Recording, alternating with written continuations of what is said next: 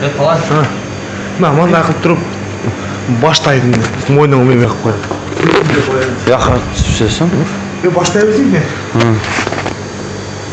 Кет. Ассалаумағалейкум, урматтуу көрөрман. Москвадагы кыргыз жарандары кантип эмгектенип, кантип Кыргызстанга акча салып атат деген бир кызык ой болот. Албетте кээ бирөөлөр мектеп окуучулары Москвага барууну ашыгып, Москвада еттеп септебеле барсак акчаны бере коятку деп ойлойт.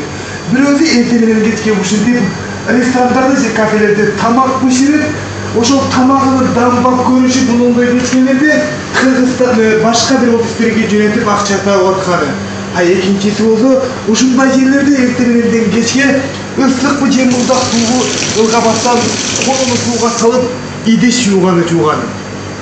Бирок ушинтип жатып Кыргызстанга барып, айлап жылдап уулуу же кыздуу болбой, баленса каттаган кыргыз жарандардын эртеңки келечегин ойлогон кимдер бар? Албетте, урматтуу көрөрман, идиш аяк же башка нерседеги Москвада анча-мынча аты чыккан ресторандарда ушуга окшогон идиштердин моундай кылып салфетка менен текшерген же болбосо полдорду да салфетка менен текшергени бул дагы бир өкүнүчтүү окуя. Бийлик башында олтуруп, эл башкарып жатып, парламентте бирөөсүнүн ордуна экинчиси кнопка басып туруп, талаш тартыш менен эмес, мамлекеттик жарандардын элдин ден соолугун ойлогон парламенттеги депутаттар качан келер? Амандык болсо келип Кыргызстандагы өнүгүп кетер.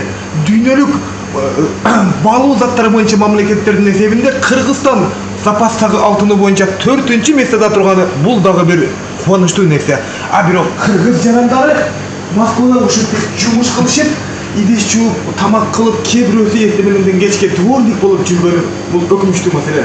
Амандык болсо Кыргызстан өнүгүп, Алмазбек Атамбаевга окшогон жаңы парламенттеги жаңы депутаттар, жаңы бийлик келсе Кыргызстан оңолуп кетер деген дагы бир үмүт бар.